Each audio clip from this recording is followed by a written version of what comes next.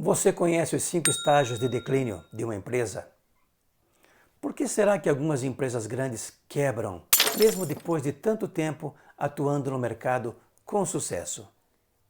Você já leu o livro Empresas Feitas para Vencer, do famoso Jim Collins? É sobre isso que nós vamos falar aqui no canal, logo após a nossa vinheta tradicional. Aguarde só um instante.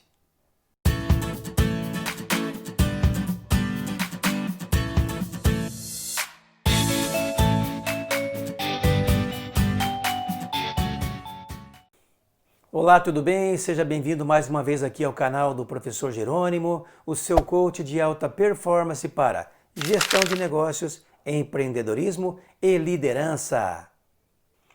Antes de prosseguir, não esqueça de deixar aqui o seu like. Se você ainda não se inscreveu no canal, eu serei eternamente grato pela sua inscrição. Assim você nos ajuda a impulsionar esse canal, voltado especificamente para os assuntos que eu abordei inicialmente. E, acima de tudo, não esqueça de ativar aqui o sininho para você receber as nossas notificações regularmente. Muito bem, então o assunto de hoje é os 5 estágios de declínio de uma empresa. Nós vamos falar aqui sobre isso a partir dos estudos feitos e publicados pelo Jim Collins. Jim Collins, autor maravilhoso deste livro que está aqui do ladinho, Empresas Feitas para Vencer. Embora do Jim Collins, que ele escreveu junto com o Jerry Porras, eu gosto mais desse outro livro aqui, Feitas para Durar. Eu sou apaixonado por esse livro. Esse livro é de uma linguagem super acessível para a gente entender como é que aquelas empresas visionárias do século XX chegaram onde chegaram, concorrendo com empresas muito mais fortes, muito mais bem suportadas financeiramente, com cabeças pensantes muito mais avançadas. Porém, quem é que prosperou na prática foram aqueles, como diz o próprio autor no livro, né? Aqueles inconsequentes que fizeram sucesso. E, nesse caso, são só empresas de ponta. Vale a pena conferir. Tanto empresas feitas para vencer, quanto empresas feitas para durar, estão disponíveis. Eu já falei sobre esses livros aqui no canal. Vou deixar ao final o link para você poder acessar novamente, se você não assistiu, mas tenho certeza absoluta que são livros muito bacanas, que vão agregar muito ao conhecimento que você já tem. Quais são então os 5 estágios de declínio de uma empresa, segundo Jim Collins, apontados e pesquisados por ele no seu livro Empresas Feitas para Vencer? Primeiro estágio do declínio, então, excesso de confiança gerado pelo sucesso. O que significa isso na prática? Empresas poderosas e bem-sucedidas tendem a se tornar arrogantes, prepotentes demais. O primeiro passo do declínio é justamente acreditar que o sucesso obtido no passado é garantia de um sucesso grandioso, glorioso no futuro. Isso é um grande engodo, segundo Jim Collins. Quer um exemplo prático? Quando a Motorola lançou aquele famoso celular, o StarTAC, em meados da década de 90, ela foi alertada, os executivos foram alertados e sabiam que a tecnologia digital estava vindo com grande velocidade. Mas não, o que a Motorola fez? Ela optou pela tecnologia analógica. O que foi que aconteceu?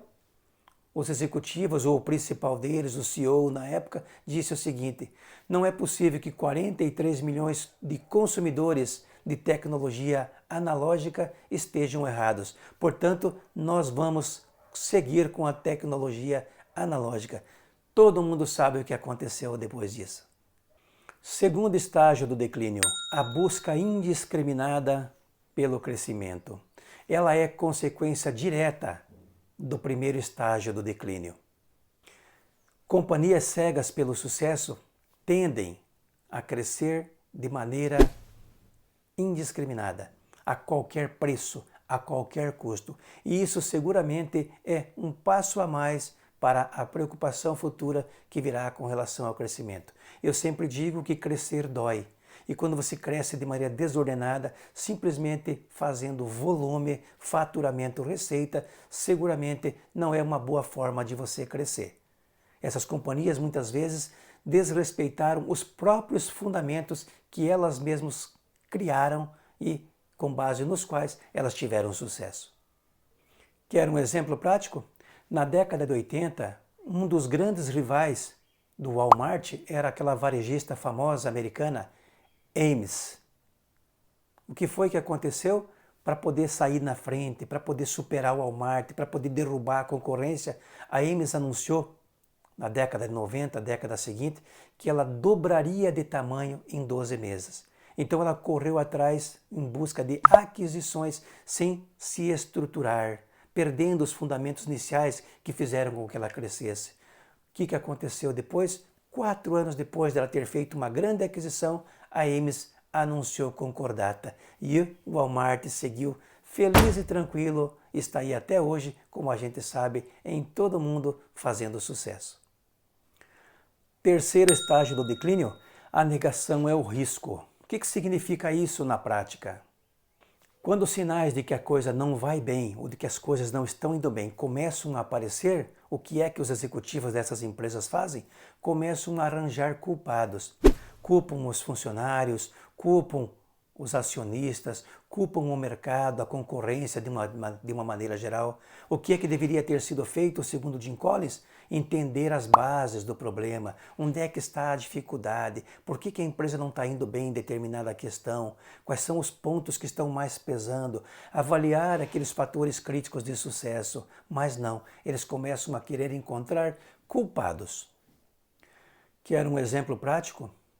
Quando um dos principais negócios da IBM, na década de 80, ao final da década de 80, que era o mercado de mainframes, começou a perder a vigor, um dos diretores da empresa, preocupado com a situação, fez um relatório apontando os principais problemas, as principais causas da perda desse vigor da IBM na área de mainframes. E o que aconteceu? Quem estava acima dele, o CEO, disse o seguinte: deve haver algo errado, não é possível que a gente esteja tão mal assim. Na prática, não havia nada errado. O diretor estava completamente certo na sua análise, mas a arrogância, a prepotência, mais uma vez, a empáfia de quem estava acima desse diretor fez com que eles não enxergassem a realidade da empresa. Em 1992, a partir daquele relatório até 1992, a IBM demitiu 125 mil funcionários e quase quebrou. Imagine uma empresa de porte mundial, fundada por Thomas Watson, a famosa International Business Machine.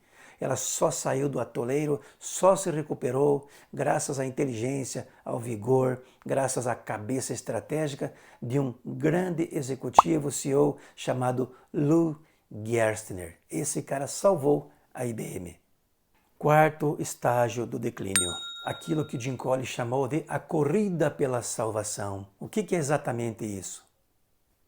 No momento em que uma crise pela qual a empresa passa começa a ser percebida por todos, a empresa tende a encontrar aquilo que o Jim Collins chama de a bala de prata. O que é essa bala de prata? É encontrar uma coisa mágica, um CEO, incorporar a uma outra empresa, ou seja, encontrar algo que faça sentido, mas que venha do além, que possa revolucionar a empresa, portanto, ignorando as causas daquele problema. Aquela bala de prata é a tábua de salvação, algo que vai fazer com que a empresa mude, vire, dê aquela guinada do dia para a noite, simplesmente porque trocou um executivo, ou porque adquiriu uma empresa menor, ou porque alguém teve uma solução milagrosa para reverter aquele problema.